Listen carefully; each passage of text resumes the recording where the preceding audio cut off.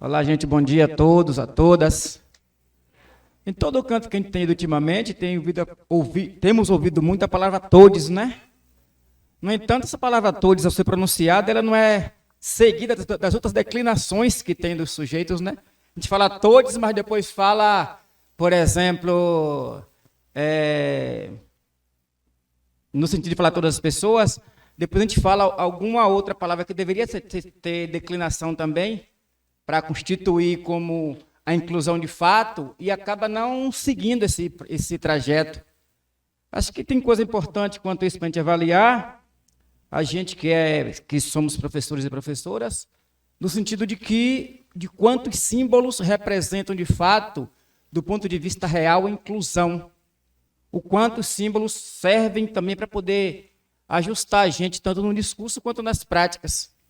Porque o todes é algo que eu sou da língua portuguesa, eu acho que é algo muito importante para nós que construímos as linguagens em si. No entanto, elas não dão conta do todo que isso pode representar.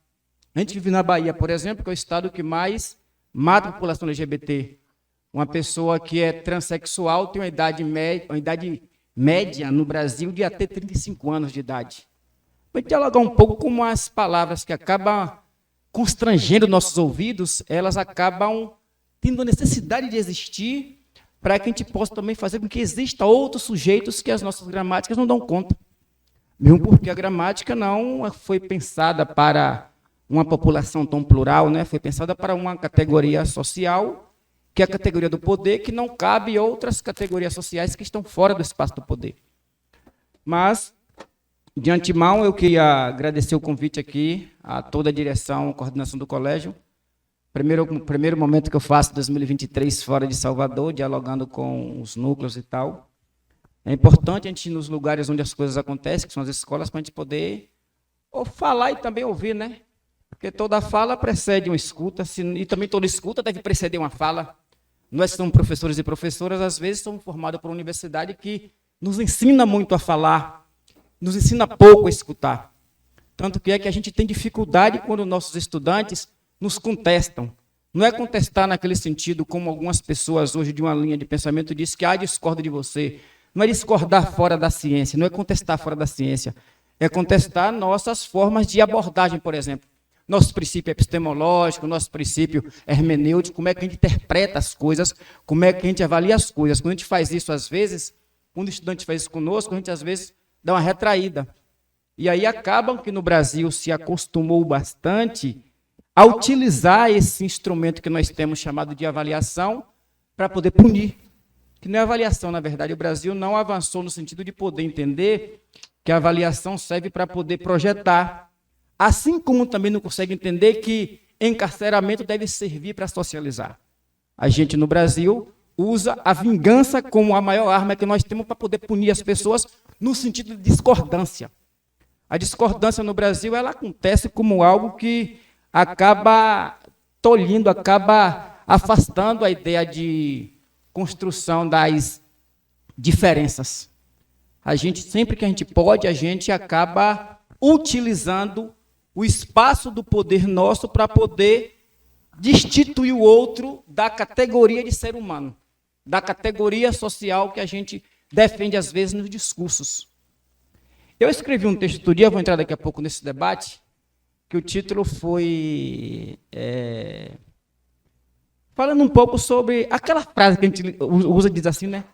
A gente fala assim, não, fulano, vamos se encontrar em algum lugar, ou faz alguma coisa, a gente fala assim, não, me ligue para me lembrar. A gente não fala isso no dia a dia? A gente não fala para um médico, quando marca consulta, me ligue para me lembrar. Não fala com o juiz, me ligue para me lembrar. A gente não fala para um promotor, me ligue para me lembrar. A gente só fala isso para quem está hierarquicamente menor. Porque a nossa academia, baseada no princípio que o Ocidente deixou para a gente, hierarquiza as pessoas no momento em que a gente está em condição melhor. E a gente usa nossos discursos no dia a dia para poder nos positivarmos e nos garantirmos neste lugar que é o lugar de hierarquia. A gente usa no dia a dia as nossas falas, os nossos sentidos, as nossas expressões, nessa conjuntura que nós temos de podermos estar sempre nos colocando superiores quando podemos colocarmos-nos. E a gente, professores e professoras, estamos diante de estudantes que acabamos comportando assim de forma naturalizada. Porque a gente foi educado para isso também, né? E a gente que vem da academia ocidentalizada e ocidentalizante tem que fazer um esforço muito grande, que é o esforço de desaprender para poder aprender outras abordagens de poder construir um mundo que caiba a todo mundo. Então, para a gente é o desafio de ser educador e ser educadora nesse tempo que temos essas formas de trabalhar, que a gente chama de ensinos decoloniais, metodologias decoloniais e tal, tem que fazer esse esforço grande. É como se fosse vomitar, por exemplo. A gente faz o inverso para poder tentar reaprender o não aprendido na academia. Aliás, o aprendido na academia tentar, que a pessoa chama de ressignificar, que eu nem gosto muito dessa palavra, mas é de redizer as coisas. Bom, então, como eu já agradeci a direção aqui da escola, também agradecer aqui ao professor William Pamphili, que é o nosso representante no território, né, que é o diretor do Núcleo Territorial da Educação, e também agradecer a cada um e cada uma de vocês por estar nesse momento de podermos pensar uma jornada pedagógica para permear nosso ano como um todo. A gente que vai ter um ano desafiador, né, porque todo início de ano é desafiador para todos nós, professores e professoras, porque a gente está se organizando para poder não dar aulas monótonas, não dar aula chata, está se planejando para poder recepcionar estudantes que são novos na rede, recepcionar aqueles estudantes que nos causam constrangimentos, dialogar com essas diferenças, com essas dificuldades, às vezes familiares, às vezes dificuldades que são no sentido mesmo de estrutura das escolas, que é no sentido mais de pessoal, no sentido salarial. E é uma tarefa que nós temos como educadores e educadoras, que é de poder, como diria Paulo Freire, nos positivar, nos qualificar enquanto professores e professoras, e não enquanto tios e tias. Que um livro do Freire, né? Eu li esse livro ontem para vir para cá. Eu sempre leio um livro do Paulo Freire antes de alguma fala que eu vou fazer, ou de outro autor também. Eu falo e faço isso muito porque a Luísa Bairro dizia que qualquer lugar que a gente for falar, a gente tem que se planejar para falar. A gente ainda tem no Brasil e na Bahia também temos professores que vão dar aula sem planejar. A gente tem que saber o que vai falar com os nossos ouvintes e dialogadores, por assim dizer. E aí ele fala do sentido de professor e tia, né? E aí quando eu estava lendo Paulo Freire, eu lembrei também de uma outra abordagem Eu falei que eu escrevi um texto porque eu tenho um blog, viu, gente? O meu blog tem até alguns acessos até bom. Aliás, vocês conhecem o Instituto Galé 10? Pois é, o Galé 10 esse ano, o texto mais lido foi o meu. Mandei um texto para lá semana passada, eles publicaram. E está sendo bem lido, inclusive. Um texto falando um pouco sobre a fome, na verdade. O título é Combater a Fome é Nomear os Ninguéms. Galé 10. O meu blog é Josivaldo dos Anjos. O Galé 10 é um instituto que é o da Sueli Carneiro. Sueli Carneiro faz no Brasil uma trilogia, por assim dizer, com Lélia Gonzalez e outras mulheres negras que são muito qualificadas. No entanto, a gente conhece muito mais de mulher negra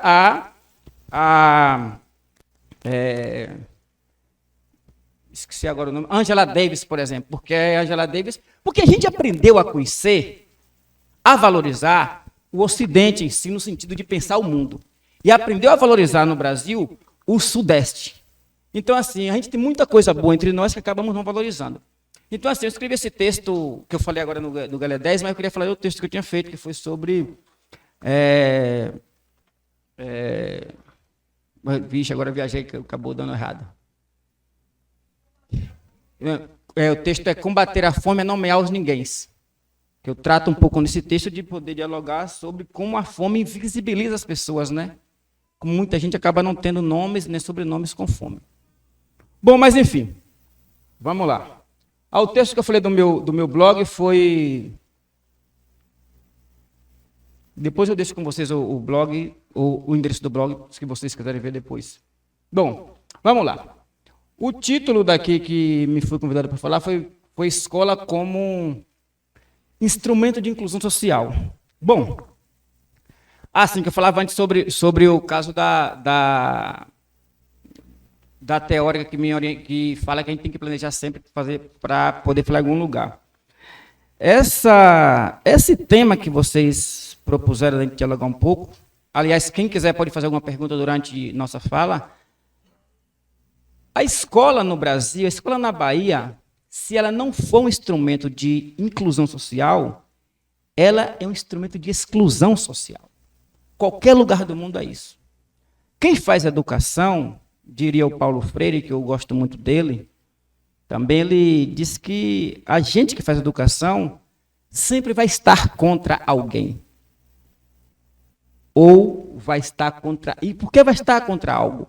Para estar a favor de algo, numa sociedade nossa tão estratificada, teremos de estar contra algo também. Ninguém consegue agradar todo mundo no sentido de pensar em educação. Uma escola que não consegue ser inclusiva, ela é exclusiva.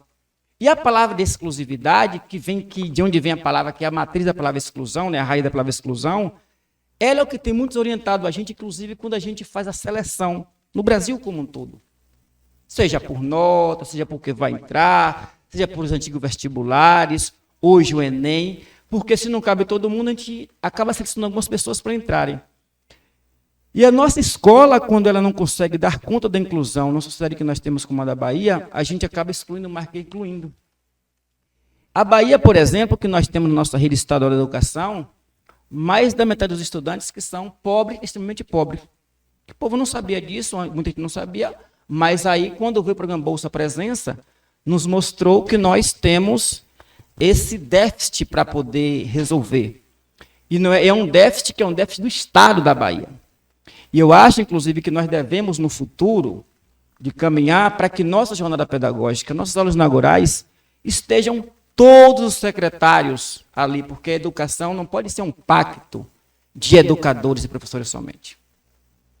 A educação, ela é, como diria o Paulo Freire, a educação, digamos que ela é um adjetivo social, porque o que nós temos de substantivo social é a política, é o pensamento político. E a política, a ciência política, é a ciência do poder. E aí é importante nós dialogarmos sobre educação e sobre poder, dialogando sobre inclusão social, porque não existe inclusão social sem poder. Sem dialogar o sentido do poder, sem dialogar como é que a gente ajuda as pessoas a se empoderarem, e não a ideia de a gente empoderar as pessoas. Porque, por exemplo, se eu perguntasse, por exemplo, aqui, a gente, inclusive na educação, acabou afastando muito a ideia de política e educação. E quando as pessoas falam de política, às vezes falam assim, eu falo de política, não falo de partido. E ainda cita Paulo Freire quando fala isso. Em nenhum lugar do mundo que Paulo Freire passou, ele não teve lado. Dizer que é político e dizer que não tem partido é ter o partido do status quo.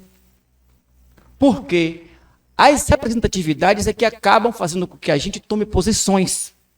E aí, por exemplo, quando ele foi para Guiné-Bissau, quando ele foi para a América Latina, quando ele foi para os Estados Unidos, quando foi para outros espaços do mundo, ele teve lado na vida. E eu falo disso muito interessante porque a gente é educado para se afastar de partido político. A educação faz isso conosco. E a gente fala às vezes com nossos estudantes que aqui é política com P maiúsculo. Como se o P maiúsculo renegasse a posições partidárias. Como se o P maiúsculo renegasse, por exemplo, participações. Por exemplo, se nós aqui, eu perguntasse aqui, quem aqui faz parte de uma associação comunitária? Algumas pessoas fazem, né? Do sindicato. De partido político. Eu vou dialogar sobre poder partindo dessa premissa, por exemplo. Se aqui tivesse uma sala cheia de pessoas do sexo masculino de homens, nós teríamos talvez 3 vezes mais de pessoas nos partidos políticos. Porque as decisões do poder é que acabam orientando as questões do mundo. E a gente é educado no dia a dia para acabar se afastando desses espaços, porque para nós é dada a ideia de que algumas categorias não podem discutir esses espaços, não podem ocupar esses espaços, não pode dialogar com esses espaços. E não quero dizer que esses espaços sejam melhores ou sejam piores. Quero dizer que esses espaços são espaços que ajudam a orientar o pensamento social. A gente, para decidir se tem uma cadeira ou uma mesa na escola, é uma decisão política. O estudante, para vir de uma zona rural para estudar aqui, é uma decisão política. Muitas escolas nossas não têm, por exemplo, transporte no período que está tendo aula em escola estadual, só nas municipais, porque tem a pactuação pela questão que nós temos sobre o regime de colaboração, que tem no Brasil desde a década de 40, que era para estar bem avançado. Não temos. Muitos estudantes não vão para a escola, às vezes, porque a água não caiu no dia. Não está na educação tudo para se resolver. Muitos estudantes não vinham estudar porque menstruava e não podia pagar. Outros não vêm por não ter trabalho, por não ter emprego. Isso para dizer que o nosso estudante, a gente foi educado na nossa academia brasileira de compartimentar as pessoas, de fragmentar as pessoas, de dividir as pessoas, que a gente chama isso de cartesianismo, né? Pensamento de Cartésio que tivemos lá na sociologia, que orienta que a gente divide as pessoas e cada um cuida de uma parte. Só que o nosso estudante são seres completos, que não vai conseguir se dar conta se só a educação cuidar do seu campo em si. E aí, quando a gente fala de educação, e aí escuta-se muito nesse país, fala de educação de qualidade. O que eu tenho feito um esforço, com muitos outros teóricos, muitos outros escritores e tal, de ultrapassar essa fronteira da qualidade. É igual se falar de democracia. Quem estuda um pouco dessa área sabe que a palavra democracia, se a gente estudar, por exemplo, Alex de Tocqueville, ele escreveu um livro, Democracia na América, ele dizia que a democracia é muito boa porque ela libera os comércios para você comercializar. Aí você tem um país que comercializa um bilhão e outro 3 trilhões. E aí você democratizou para quem? É igual a palavra qualidade. E eu acho que vale uma reflexão para todos e todas nós.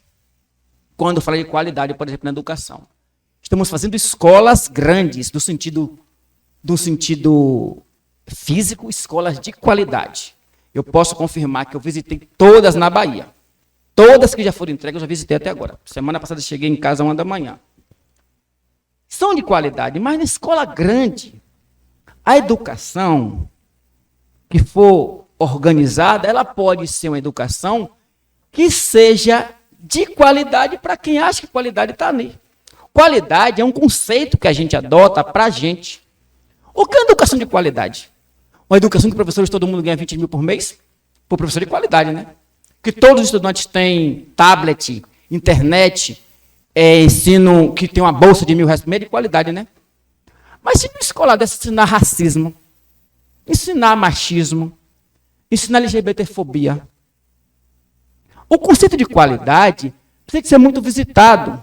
Visitado à luz dos excluídos, se a gente propõe a inclusão. Eu tenho chamado muito de educação libertadora. A gente tem que ajudar a libertar algumas categorias sociais no Brasil. A gente tem que compreender que a gente é educado para poder escolher formas e caminhos que caibam algumas pessoas. E que a gente, às vezes, acaba reproduzindo isso de uma forma muito normal e naturalizada, porque a gente, às vezes, entende que, quando a gente fala de um conceito, inclui todo mundo. Por exemplo, quando a gente fala de qualidade na educação, a gente, às vezes, não leva em consideração que nós temos pessoas que vivem na Bahia ainda como bichos. Estudantes PCDs. Porque a gente sabe que tem PCD porque acessa o benefício. E não está na escola, está onde? Que às vezes a gente é educado para inserir uma parte da população. As nossas políticas mais avançadas no Brasil que teve até hoje foi do governo Lula. Ela não conseguiu inserir uma parte da população, tipo assim, os esquecidos do mundo. Como diria Franz Fanon, os descamisados, os despossuídos, os deserdados. Fanon tem um livro chamado Os Deserdados da Terra. Essas pessoas precisam de entrar no que se chama de gramática social da política pública, na educação. E, às vezes, a educação recepciona essas pessoas da forma mais difícil possível, porque a gente tem uma sala de aula com 30 estudantes e ter lá uns 3 ou 4 filhos de Deus, que bagunça, que faz, acontece, é difícil para a gente. Eu dou aula há mais de 20 e tantos anos, não sei a dificuldade que tem isso. Agora, o que é mais fácil para a gente? é colocar isso de lado. Mas colocando de lado isso, a gente não consegue dar conta de um discurso nosso, às vezes, que defende democracia, que defende a inclusão, que defende o progressismo, que nos colocamos como professores e professoras progressistas. E eu não acho que é só um papel da educação dar conta disso. É um papel de todo mundo dar conta disso. Mas naquele espaço da sala de aula, é um espaço do professor e do estudante.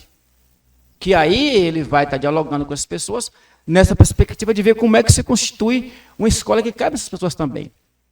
E aí, a gente, quando pensa uma educação como num país como o nosso, num estado como o nosso, sem pensar nas diferenças, a gente não consegue avançar. É preciso pensar nas diferenças. No próprio planejamento pedagógico. A gente concebeu, aceitou, planeja uma educação ainda em muitos lugares que acaba tratando a diferença que torna a desigualdade de forma bem aceita.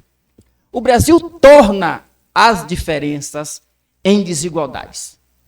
Ser homem, ser do sexo masculino e do sexo feminino, tem uma desigualdade grande no acesso aos direitos. Como eu falei no início da nossa fala aqui. Se aqui tivéssemos pessoas do sexo masculino, garanto que a grande maioria estava em algum partido político. Isso porque a educação nossa, pensando a educação no sentido mais amplo, ela foi pensada na seguinte forma, de que se política é para o mundo, então política é para os homens. Porque as mulheres devem ter a função do cuidado materno. Então, se nós tivéssemos aqui também, nesse mesmo espaço, outra profissão, por exemplo, enfermeiras, seriam mulheres. Médicos já seriam homens. Por que isso?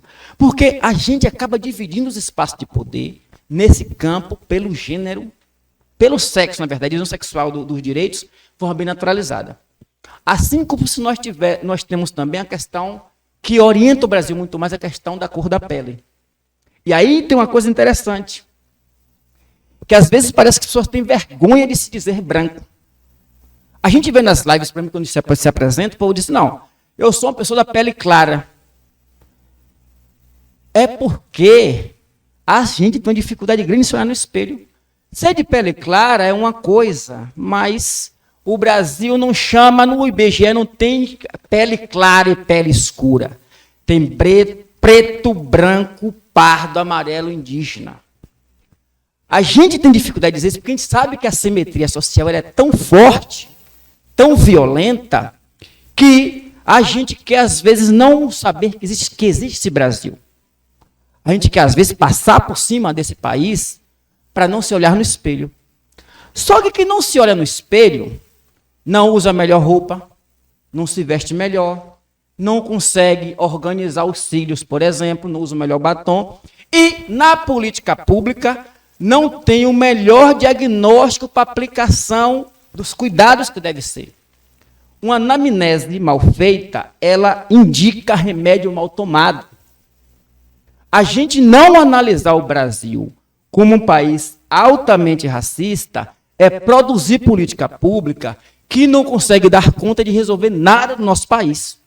Como altamente machista, porque não é normal a gente começar, da hora que começou aqui a nossa live, a nossa jornada pedagógica, até agora a gente saber que já tivemos mulheres assassinadas pelo fato de ser mulheres. Já tivemos pessoas encarceradas pelo fato de serem pretos. Então, isso não é fora de uma jornada pedagógica. Não é fora de uma educação que a gente vai para a sala de aula. Porque o que tem na sociedade, tem na sala de aula. E não é uma reprodução de lá aqui somente. É uma retroalimentação.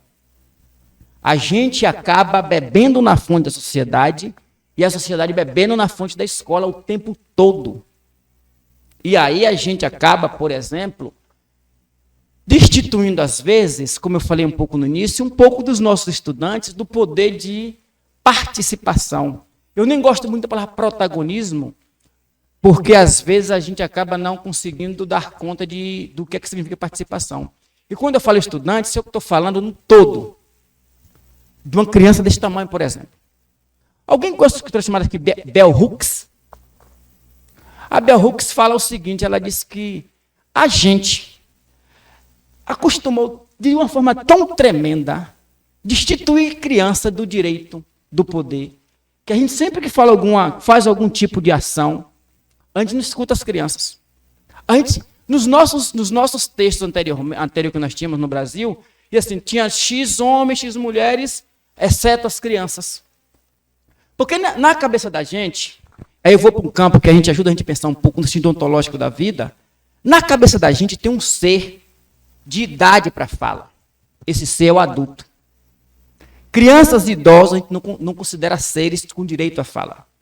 Tanto que é que, qual política pública que nós temos para os idosos? Quando fica idoso e fica aposentado, a gente com os nossos pais e nossas mães nos organizamos para fazer o quê? Levar para o médico. Porque parece que idoso deve ter isso como direito. Numa ilhazinha ou outra encontramos pessoas que a gente tem direito a lazer, por exemplo. Mas a gente acostuma-se a isso. Quando se é criança, a gente aprendeu a... Quem é que não foi criado ouvindo falar assim, ó, calha a boca, fique quieto. E nessa toada, tipo, que a gente ensina as crianças a respeite os mais velhos. E não manda respeitar os mais novos. Como é que uma criança vai aprender a respeitar crianças no futuro se a gente não trabalha com elas o direito do respeito, o dever do respeito? Se a gente não consegue entendê-las o seu tempo. E a gente aqui da educação, fala que estuda Vygotsky, Piaget, Vallon, que estuda esse pessoal todo, que estuda do tempo do psicomotriz até a formação mais integral da criança enquanto vai ficando adolescente e tal. É porque a gente é formado, e não é culpa nossa do todo, a gente é formado no sentido de uma sociedade que acaba nos puxando para um certo entendimento. Assim como eu falei de me ligue para me lembrar, a gente também vai tendo outras e outras tantas formas de poder trazer para a educação o que a sociedade tem, tanto de bom quanto de ruim. Outra forma que nós temos de tratar, por exemplo, isso também está no meu blog, esse texto. A gente não fala assim, por exemplo, a gente educador tem que ter empatia com as pessoas. Não falamos isso? Quando a gente fala de ter empatia, é retrazer aquilo que Freire bateu lá na década de 90, década de 80. Em professor assim tinha não. A gente, servidor público, não devemos ter empatia com ninguém. Empatia é um sentimento pessoal. A gente tem porque a gente quiser ter. O que nós temos como professores é obrigação de profissional. Eu tenho o direito de gostar do aluno A, B, C ou D+. É o meu direito enquanto pessoa. Mas eu não tenho o direito de tratá-lo melhor do que o aluno D, E, F, H, distinto. Eu sou pago para tratar todo de forma igualitária. O salário que me paga não paga para outra distinção de professor, de um aluno para outro. Empatia é um negócio de botar nós, como servidores públicos, numa condição de ajudante de quem está acessando a política pública. Quem acessa a política pública, acessa por um dever nosso de ofício. Seja entrado por reda, seja cargo de confiança, seja concursado, seja lá o que for. Artigo 36 da Constituição Federal. A gente não tem que gostar das pessoas. A gente escuta assim, mas fulano amanheceu com a cueca virada, fulano amanheceu com uma... que diz que a gente amanheceu mal, está de mau humor. Cada um que trate seu humor na terapia. Eu faço terapia. Inclusive eu faço terapia, porque eu sou homem e faço terapia, é bom falar isso, porque nós homens aqui, nós de sexo masculino, a gente foi educado que terapia é negócio de mulher. A gente foi educado, e aí eu acho bom a leitura de Francis Fanon, a gente foi educado, nós homens somos educados, né, professor Pamphlet? Como se a gente fosse inexpugnáveis, como se fôssemos invencíveis. A gente nada pega, porque você procura terapia, você se mostrar para o mundo que você é frágil. E o machismo torna a vida das mulheres muito mal. A vida dos homens também não torna melhor quando a gente entende um pouco do que é o machismo. E o oposto de machismo não é feminismo, pelo amor de Deus. Feminismo, inclusive, não é para as mulheres somente. Eu fico triste quando eu vejo em alguns lugares, volto aqui um pouco para o tema, alguns lugares, algumas mulheres dizem, quando um homem fala algumas falam, chegou o machinho para querer falar. Bom, eu sugiro que leiam Bell Hooks, por exemplo, um título do livro Feminismo para Todo Mundo. Que o feminismo é uma teoria libertadora e é para ser colocada em prática. Não é um discurso que faz o feminismo ser grande, é a prática no dia a dia. Então, assim, é importante, voltando um pouco, que nós, servidores públicos, saibamos que somos profissionais e que não devemos ter. Não é que a gente deva se afastar da ideia de cuidados, da ideia do amor, da ideia da filantropia, não é isso. É que nós não devemos pessoalizar as relações públicas. Porque as relações públicas que nós estabelecemos são relações para servir ao público e não ao privado. Eu até gostei quando a professora falou aqui, as pessoas que nos ajudaram aqui não chamou de colaboradores. Porque palavrazinha que me dá problema, viu? Colaborador, gente, é um negócio tão, tipo assim, o capitalismo inventou que a gente é dono de empresa também. Então, o cara é dono de uma empresa que tem 1 bilhão de receita e o colaborador que ganha um salário mínimo. Como se ele fizesse parte daquele corpo como um todo. Nada a ver isso. Bom.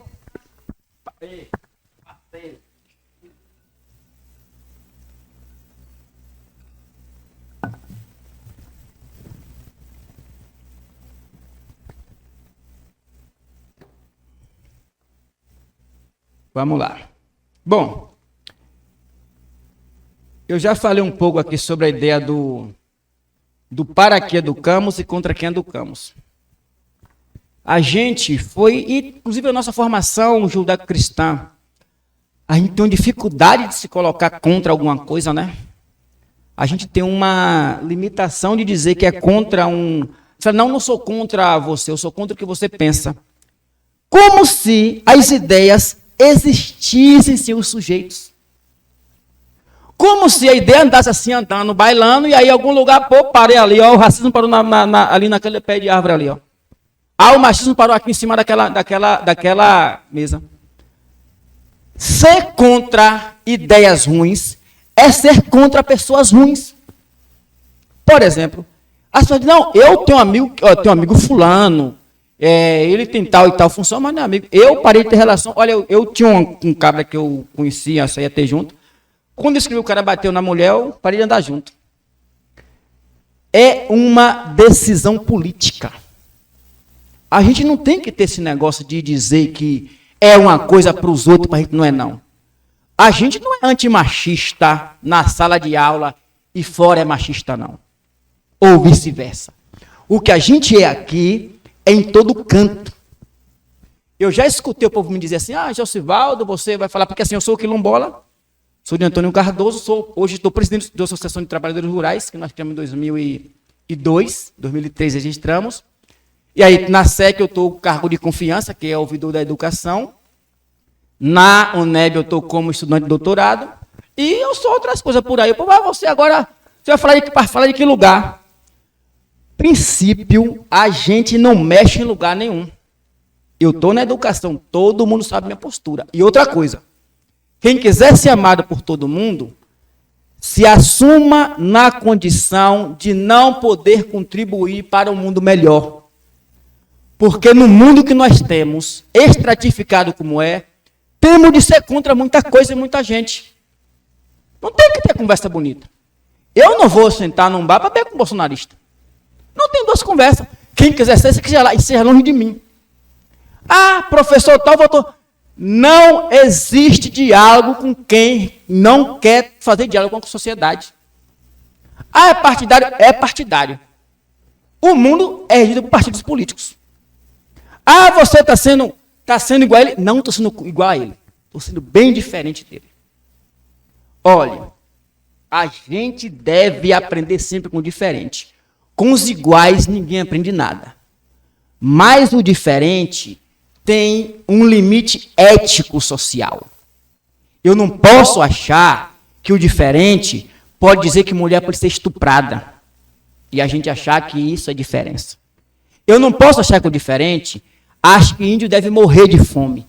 Isso não é diferente. Eu não posso achar que o diferente deve armar uma população para matar outra. Isso não é diferente, isso é maldade. Isso é posição política de quem acha que não, isso é a negação da diferença. A diferença se fala em democracia. De a gente poder entender que um é Bahia, outro é Vitória, se vive. Um é preto também, que se vive. Cada um com seu acesso aos direitos. Agora, quando a pessoa vem dizer, não, mas aí é porque você pensa no mundo planificado e tal, não se trata disso. Entender que as vidas é diferente é a gente permitir vida aos diferentes. E não achar que os diferentes devem ser aniquilados. Porque o que nós temos no Brasil, que não é de hoje, é aniquilamento dos diferentes. Por exemplo, não é normal, não seria natural, por exemplo, eu sou a primeira pessoa preta que é ouvidor da educação do estado da Bahia. A Bahia tem 80% de pessoas pretas, entre pretos e pardos. Na educação, quantos professores e professoras tem preto? Estou por uma decisão política. Por que a Bahia até hoje não elegeu uma mulher para governar esse estado? É pela diferença? Não, é pela transformação da diferença em desigualdade. A gente não visitando os conceitos bem, não os compreendendo bem, a gente acaba fazendo dos conceitos uma verdade absoluta de terra de ninguém. Porque nos educaram de uma forma, tal forma, que Antônio Gramsci chama de hegemonia, da gente aceitar o que é hegemônico do mundo. E o que é hegemônico do mundo? Hegemônico no mundo é a gente aceitar ser mandado por homens, por héteros, por ricos, por brancos e por herdeiros dos europeus. Que quando chegou no Brasil, dividiu o Brasil em capitanias hereditárias. E estamos assim até hoje, seguindo as heranças, das heranças, das heranças. E esse povo que está aqui hoje, nós estamos no tempo de hoje, 2021, estamos vivendo na primeira geração que começa a acessar direitos. Que tem gente que acha que é privilégio. Então, assim, a gente está num momento importante de encruzilhada, mas temos que passar nesse momento refletindo bastante o que era o ontem, o que é o hoje e o que, é que pode ser o amanhã. O que é que o estudante que vem para a nossa sala de aula, ele está desejando? O que é que nós estamos desejando? Gente, muitos estudantes que vêm para a nossa sala de aula, eles nem sequer sonham. Porque a gente, gosto, é um texto também que eu escrevi, eu escrevi um texto chamado Gosto se discute. A gente só gosta daquilo que a gente conhece. Nossos estudantes, maioria grande, não conhece muita coisa que eles podem gostar. Não conhecem, por exemplo, os direitos que eles têm. Política pública, por exemplo. ID jovem, direito de viajar o Brasil todo, desde o governo Lula, muitos não conhecem. Quando nós fizemos a BAMUN aqui na Bahia, que é a simulação da ONU, nenhum Estado não tinha feito até então. Hoje estamos com 6 meninos nos Estados Unidos, participando lá do negócio lá em Harvard e Yale. Então, uma daqui? Muito bem. Então, assim, isso é importante porque a gente acostumou a negar o direito para a rede pública. A rede pública nossa é uma rede pública cara. E eu acho importante que nós, professores, nós, professoras, passamos a entender o que é orçamento, o que é dinheiro, o que é que a gente investe na educação e o que é que investe em outras áreas. E que parte está investindo na educação também. No Brasil, como bem como um todo. Eu participei, quando eu voltei para a Bahia em 2014 para trabalhar com o na SDR, 2015, eu trabalhava antes em BH, trabalhava na escola sindical, eu cuidava de Rio, Espírito Santo e Minas Gerais. Nós íamos trabalhar com o Ladislau Dobon. Ladislau Dobon, alguém conhece aqui? Mas vocês conhecem a esposa dele, né? Que é a Fátima Freire. Ele foi o genro do Paulo Freire. E ele tem um livrinho chamado Os Estranhos Caminhos do Nosso Dinheiro. E ele falava sobre isso para poder dizer... Alguém aqui sabe o que é taxa Selic? Serve para quê? Alguém sabe para que serve a taxa Selic? Por exemplo, a taxa Selic é o que organiza o dinheiro nosso no dia a dia. Alguém sabe aqui qual foi o orçamento que a Bahia implementou no passado? 65 bi. Sabe quanto a educação implementou? 10 bi. Bom, a educação, a SEC em si, não vai cuidar disso, dessa formação. Agora, eu, enquanto sujeito, como diria Freire, cognoscente, cognoscível, eu tenho que perguntar quem aqui é afiliado ao sindicato? Esse debate o sindicato tem que fazer. Tem que fazer o debate, diríamos, holístico, um debate amplo, um debate de a gente poder discutir o Estado como um todo. Gente, como eu falei, não ter uma estrada feita na zona rural é impedimento dessa educação. A gente não pode avaliar a educação somente dentro do quadradinho da sala de aula, não.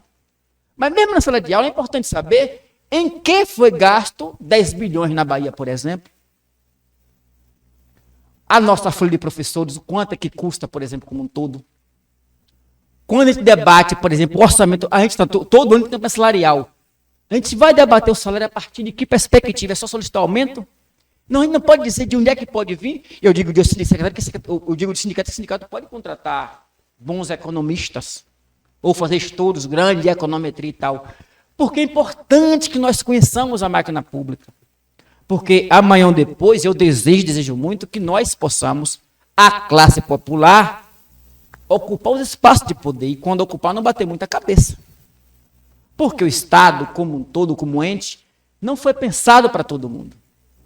E a gente acaba usando parte do Estado, às vezes de forma precária, às vezes pouca. E não fazer alguns debates essenciais para nós. Debates grandes mesmo. Que debater valorização profissional, por exemplo, a partir do todo do professor. Desde o estudo, a publicação de texto, publicação de livros, participação em evento, fazer curso de pós-graduação, retomar para a rede e tudo mais. Mas tem que ter um debate ético sobre isso. Os nossos doutores, quando faz os cursos de pós-graduação, doutorado no exterior, vai para onde depois que faz doutorado? Como é que fica... Vocês sabem, a reprovação entre os doutores, eu vi um estudo na América Latina que é maior do que outras categorias. A gente paga a pessoa para fazer doutorado para poder reprovar o nosso estudante? E eu, por exemplo, sou totalmente contra a reprovação. Vou dizer por quê. E aí... Porque assim, eu acho que tem debate, tem que ser feito com coragem, gente. Debater valorização profissional a partir de GA, pessoalmente, é um debate miúdo debaixo da conta. Você pergunta, Josivaldo, você defende GA para algum lugar? Eu, como gestor, eu sigo o que o Estado segue. Eu, como teórico, defendo? Eu não defendo.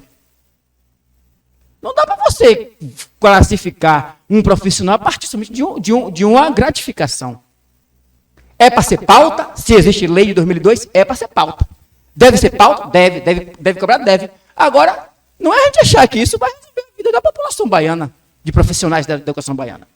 Certo? E assim, quando eu vejo de reprovação, eu quase aposento sendo reprovado. Na terceira série eu passei 2 anos. Na quinta série eu passei 3 anos. Eu fiz o meu 2º grau, tirando notas 4, nota 5, e fiz, no 2º ano eu fiz 6 recuperações e perdi. Passei no conselho de classe. Quando fez vestibular, tinha 55 pessoas na sala. Só eu passei, os outros não passaram. O debate nosso é, por que reprovamos? Quem reprovamos? Com qual critério reprovamos as pessoas?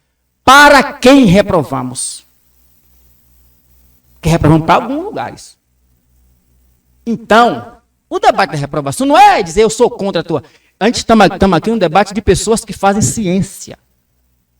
E aí, quando eu falei do caso da Japuípe, é porque assim, ó, a atualização dos conhecimentos deve acontecer com ou sem gratificação, bem como acompanhado a valorização salarial, seja pelo IPCA,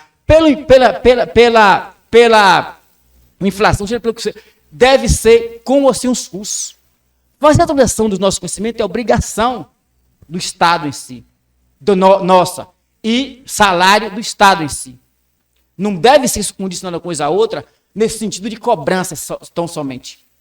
Porque parece que sai do lugar de existência. Bom, e aí falando sobre o caso da reprovação, quando a gente fala entre gente que faz ciência, e estudar mesmo como é que isso funciona. Gente, eu não conheço um lugar escabroso, aliás, conheço, que o ano passado eu visitei alguns presídios na Bahia. Visitei um presídio na Bahia, porque eu trabalhei aplicado no prova de enseja. E aí, quando a gente compara assim, ó, vocês já perceberam que presídio parece muito com escola no sentido físico, né? Isso, parece uma escola. No sentido político-pedagógico, parece mais ainda. Me diga quantas pessoas vocês conhecem que foram presas, que foram encarceradas, que se recuperaram? Me digam quantas. Agora me diga quantos estudantes ficaram bons também, melhores, porque foram reprovados? No sentido que nós temos como um todo. Todos os dois casos têm. Caso Josivaldo tem casos bem pequenos, bem poucos. A gente não debate que a reprovação não serve. E nem que o encarceramento em massa, como tem no Brasil, serve. Porque se a gente quiser tratar dos resíduos, vamos tratar. Reprovamos X alunos, beleza. Uma parte dos reprovados no Brasil, a gente expulsa da escola, que não volta mais. O que volta é o que tem a família, que tem do lado, que tem uma rede de apoio e de proteção. Uma parte não volta mais. Bem como uma parte dos que são encarcerados não volta mais para o sentido social que nós temos no sentido do estado legal que nós temos. Se parecem na interpretação da sociedade, na epistemologia da sociedade. Os dois espaços, eles se colocam como aquilo que um escritor chamado de Michel Foucault escreveu, do vigiar e punir. A escola vigia e pune. A cadeia também vigia e pune. Mas pune todo mundo? Lógico que não. A gente preto veio saber que tem um negócio chamado de condução coercitiva quando prenderam brancos. Porque quem preto não tomou um baculejo daquele e foi levado pela polícia sem saber que porra que estava fazendo lá? Aí não sabia que não merece não, mas você me discrimina agora. Então assim, é que naturalizamos muito o que é para a gente a dor. A gente, por exemplo, para fechar a conversa já, que eu já falei demais. A gente, por exemplo, quer ver um negócio interessante? Coloquem no Google, noiva. Vocês vão ver quantas mulheres aparecem. Brancas. Entendeu? Coloquem e vejam que a situação. Nós fomos educados, a gente, para sentir dor do branco. Quando a gente vê uma criança preta com fome, e uma criança branca preta, a gente fala, porra, naturaliza. Quando vê uma criança branca com fome, a gente, porra, sente pena. Quando vê um homem com 3 meninos na mão, indo para o supermercado, fazendo feira, um no colo, 2 em cada mão, a gente fala, porra, palei, velho, o cara tá todo acabado. Quando é uma mulher, uma guerreira. Porque a gente acabamos de ser formado por uma forma de educação tão perversa para as categorias vulnerabilizadas, que não são minorias, são maiorias vulnerabilizadas, a gente acabou aceitando de tal forma que a gente sente pena de quem não devia sentir. E a gente coloca no lugar de, mais dor ainda, quem deveria ter um lugar de mais cuidado. Porque a gente, preto no Brasil, por exemplo, que passamos 300 e tantos anos de escravização, mulheres que passaram um tempo grande do mesmo prédio de ter direito de ser mulher, que inclusive vocês sabem, né? Década de 90, o cara podia espancar a companheira que pudesse ter traído, que era legítima defesa da honra. E até hoje nós temos diversos casos desses, né? Que a mulher vai, dá queixa, tira a queixa e tal. Então, assim, nós temos muita coisa para se resolver. E onde é que você resolve isso no sentido mais forte? Na sala de aula. Não é que é para ninguém ser herói, não. É para ser ético somente. Para saber que está se cuidando de vidas amplas em si. De quem vem para a escola, vem com vontade. Vem com sonho. Muitos vêm sem vontade e sem sonho. Mas, até a professora falou assim, muitos estão cansados. Paulo Freire dizia que botaram para a gente a ideia de que estudar não cansa não, que cansa trabalhar. Estudar é muito pior que trabalhar. Porque a gente estuda para descobrir que sabe pouco. E por isso que está mais ainda. E aí, para a gente também foi colocado que algumas profissões, nossa educação, dá mais poder do que outras, por exemplo. Então, assim, eu acho que a gente na sala de aula devemos ser portadores de sonho. Não é coach, não, gente. Olha, eu trabalhei liberando recursos na SEC para fazer encontros territoriais. Fundo desse território, professor William. Aí teve uma colega da rede, colega sua, acho que não está na rede mais. Não está mais não, de outro canto já. Que contratou um coach. Aí eu fui para cima. A gente não pode vender mentira em sala de aula. Aqui é lugar de ciência. Ciência é lugar de gente séria. Gente séria trabalha com seriedade. Vender sonhos, vender amor, não é vender mentira. Não é dizer para o cara que está esfomeado que ele vai ganhar o mundo se ele sair sozinho lutando. Nós estamos sob estruturas sociais, macroestruturas sociais. A gente não está sob nossas vontades. A gente faz as coisas conforme as coisas são colocadas para a gente. Nós colocamos na rede pública, alimentação não é merenda para todo estudante, porque a gente sabe que tem fome na Bahia. Como é que eu vou entender que o povo que tem, que se o menino sonhar, ele vai amanhã ser doutor, amanhã ele vai... Não é assim que se resolve. Agora, temos que portar sonhos, vender verdades e vender, acima de tudo, coragens. A palavra coragem vem de coração, aliás. É importante vender coragens para encorajar nossos meninos e nossas meninas. Porque o medo, a gente já nasce tendo. As mulheres têm medo de estupro, por exemplo, não andam sozinhas. Pretos têm medo de polícia e de ser presos, por isso andam com medo. A gente na escola tem que ajudar a superar o medo para acessar a coragem. Porque se não servir para isso, uma educação que ela não for antimachista, ela é machista. Que não for antirracista, ela é racista. Não existe meio termo na educação. E nós não podemos ser, como professores, de usar aquelas falas preconceituosas demais. De, às vezes, por ganhar pouco, dizer assim, a Vênia estudou um bocado e ganhou menos que um predeiro. Porque na cabeça da gente, predeiro não pensa, aprendeu vendo o vento passar, não tem uma teoria que orienta como é que se faz uma casa. Na cabeça da gente, teoria só serve a teoria grafada. Por isso que a gente não gosta das matrizes africanas, que tem a matriz de forma oral. A gente aprendeu o que é a universidade ensina. O que é que a universidade ensina pra gente? Que tem que escrever texto. Então, predeiro, carpinteiro, agricultor, vaqueiro, serve não. Quando eu me equiparo a eles, para dizer que eles ganham mais do que eu estou desqualificando a maioria dos pais e mães dos meus estudantes. E dizendo ao meu estudante, seu pai vale pouco, porque seu pai é predeiro. Se meu pai vale pouco, eu valho o quê?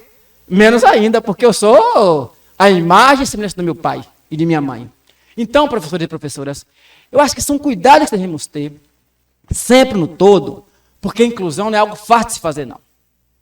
Sei que quando a gente começa, eu já preparei aula para dar, que chegava assim, os meninos não queria negócio com estudar, não. Queria só, quando eu falava assim que ia começar as aulas, não gostei nada, assunto chato da gota. E aí, porque a gente foi estudar para ver conteúdo, por exemplo. A gente debater escola libertadora, e debater não conteudismo somente, não é ausência de conteúdo, é acreditar que conteúdo resolve tudo, que não resolve tudo.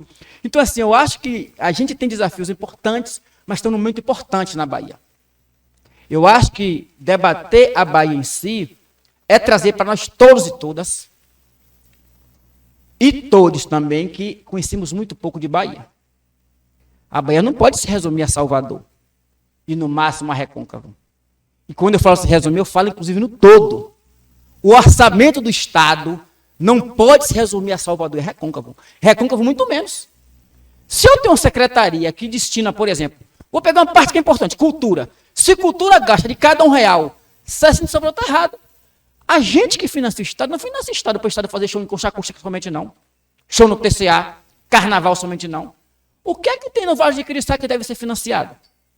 Porque o orçamento do Estado é feito a partir dos impostos que é tributado na Bahia, no Brasil, de forma que é no consumo. Então, todo mundo que banca o Estado. Então, é para ser em todo canto. Então, eu acho que é importantíssimo que a gente consiga, neste ano, aproveitar, debater a Bahia em si, aprender mais sobre a Bahia. Sobre o que foi a Revolução da Bahia, sobre o que foi o processo 2 de julho, sobre o que isso representa como um todo, que isso pode ajudar para os nossos estudantes. No sentido amplo que pode ajudar, porque a história da Bahia, na verdade, assim, o Brasil tornou-se independente, sim, a Bahia sabe disso, né? Se não fosse 2 de julho, a Bahia era outro, não fazia parte do Brasil em si. A Bahia que segurou por mais um ano. Então é importante saber disso para dizer que a gente é barril dobrado. Mas tem para dizer que é barril dobrado, mas também quer mais direitos, quer garantir acesso a mais pessoas para poder ter direito às políticas públicas. E queremos também fazer com que nossos estudantes, como um todo, consiga ter essas garantias constitucionais. Entender mais sobre o diversos temas que a gente não entende. E aí é importante saber que a gente não entende alguns temas para a gente poder avançar no sentido de poder aprender mais. Então, para fechar, eu queria agradecer de fato, professoras, a cada uma de vocês. Dizer que a gente segue sempre na luta e na labuta para ajudar, fazer com que esse Estado consiga caber a gente, todas as pessoas que nele habitam, especialmente categorias que passou mais tempo sem acesso aos direitos. Dizer que onde a gente estiver, a gente vai sempre estar nesse espaço, nessa labuta de fazer as disputas, seja no governo, seja na sociedade civil, para poder fazer com que a gente consiga fazer uma educação que de fato olhe, veja e faça por todo mundo, e que a gente siga, como diria Eduardo Galeano, dando passos e passos em direção à utopia. Porque ser professor é um transmissor de utopias. Quando eu fiz meu segundo grau no terceiro ano, minha intermediária destocava pasto, ganhava R$2,50, 2002. Então, de lá para cá, somente 20 anos, como a gente consegue, e eu estou aqui hoje porque foram professores que me ajudaram. Não tenho dúvida disso, tenho certeza disso. Mas também tenho certeza que teve professores que eram atrasalados. E diziam, velho, não dê em boca não, você só vai disso aqui para trás. E é importante saber que tem professores de todos os campos, gente. Porque é um equívoco dizer que professores são a revolução, os heróis não são. Professor é gente como todo mundo. Tem gente boa e tem gente ruim. É natural. Assim, porque se a gente não achar que é assim, a gente vai achar que é homogeneizado. Não é homogeneizado. Assim como não é preto, não é homogeneizado. Todo mundo tem divergência dentro das categorias. Então, muita luz a cada um e cada uma. Sucesso no ano. Vou deixar um livro aqui de doação para a escola. Eu escrevi esse livro no ano... Escrevi não. É uma coletânea. Tem pessoas de 5 países diferentes. Tem muito de países de África, por exemplo. Tem só dois artigos, 2 poemas meus. Publicarei o meu livro daqui a uns 2 meses. Já está na editora para sair, de poesia também, mas vou publicar outros. E quem sabe a gente se encontra por aí, dialogando mais, lendo mais, a gente lendo vocês lendo a gente, lendo vocês, porque a vida tem que ser uma troca entre nós. Uma troca boa, uma troca que consiga ajudar a gente se ajudar a fazer um mundo mais justo para todo mundo. Com inclusão, com justiça e com justeza. Beijo grande.